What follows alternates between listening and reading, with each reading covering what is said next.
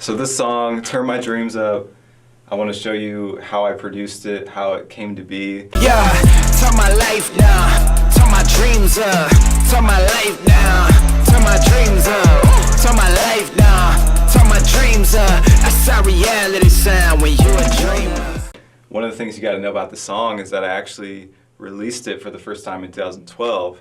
It was an album called Turn My Dreams Up. I was living in Akron, Ohio at the time, and I was working a full-time job to support my family.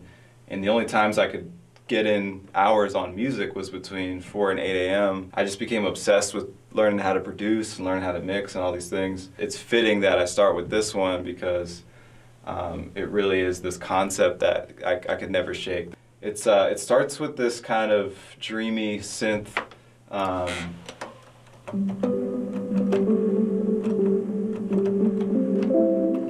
This kind of like super reverby,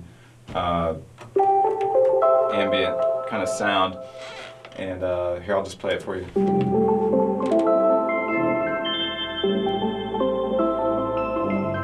And you can't hear it at home, but the lower part is in the left, the higher part is in the right. So you're getting this kind of like stereo image.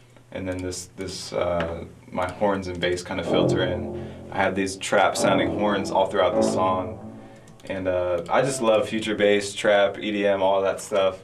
And I love kind of blending it with hip hop. You'll never say to me that I didn't give everything. All my hopes and my wildest dreams, all of my insecurities.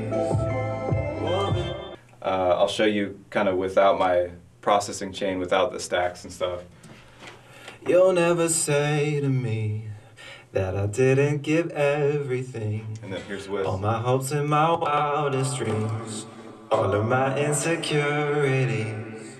And then with these woven stacks. together in a beautiful melody. And as long as you're next to me. So now all of a sudden it's like larger than life. I've got these higher parts that are panned left and right to... You'll never say to me that I didn't give everything. So it's like up the octave, and then I got these cool little background parts. When it comes in, I got this old sounding flute sample. Yeah.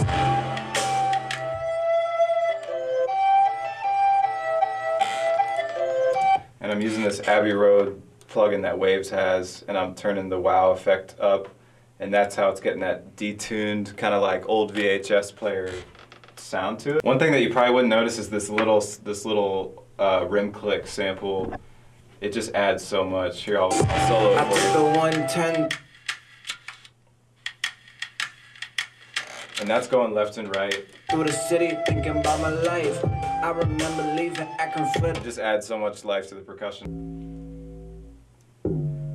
I've got these really crusty 808 sounds. They're actually from a sample pack from Crane, one of my favorite trap producers. I'm big on, when I do a rap verse, 16-bar rap verse, I'm big on doing 8 bars one way and 8 bars another. So whether it's I cut out the drums or the beat changes up or the chords change, I like to treat it as kind of 2 parts. So that's what's happening here. I'm rapping and then the beat kind of switches up underneath it, and it actually builds into the chorus. the movement. They say your life could preach a sermon, I don't use a pulpit. We some real ones, homie, we don't need to prove it. Yeah, this ain't what a normal life look like. Walking by my dreams, I don't need sight. They throwing shade at me.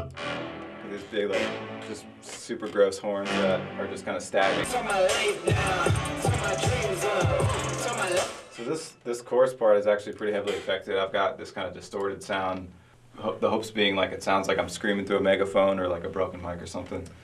Yeah, turn my life down, turn my dreams up, turn my life down, turn my dreams up, oh, turn my life down, turn my dreams up, that's our reality. So you can hear the difference, it just sounds like crazy. It was funny, I was showing people this track and I was super nervous to show them the singing part because I'm kind of self-conscious about the way my voice sounds, and everybody's response was like, man, I love the singing part. That was my favorite.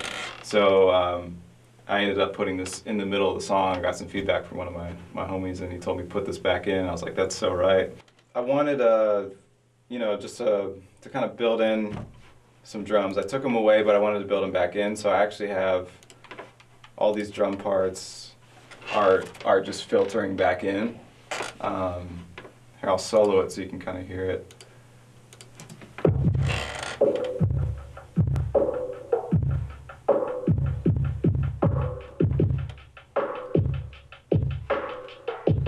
So they're kind of coming back up with it.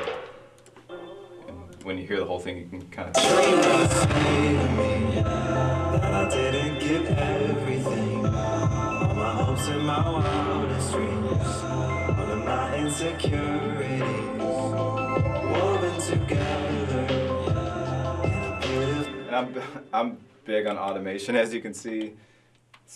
Almost everything is automated. I feel like it's so important for just flowing through different parts of the song. For example, this transition from the singing part back to the verse, we bring in this flute, but I didn't want it to just come out of nowhere, so I built in this little part here, so it kind of filters in.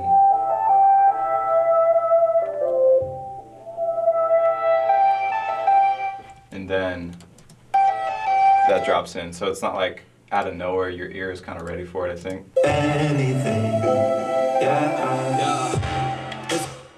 And then also, even with my vocal, I wanted there to be delay on the rap part. I wanted it to be subtle, so I'm actually automating the delay a little bit, so it's only coming in on the ends here. I took the 110 to the 105. Speed at. If you can hear that, 5, 5, 5. It's just coming out on the ends because I didn't want it to be during the part where I'm rapping and it would be like muddy. I just wanted it to come out on those kind of gaps in my verse. So I'm big on automating, man. Just automate, automate, automate. So the second verse comes through, the hook goes twice, and then we end with that vocal part again, and we kind of come back down and just kind of fade everything out. You'll never say to me that I didn't give everything, all my hopes and my wildest dreams, all of my insecurities,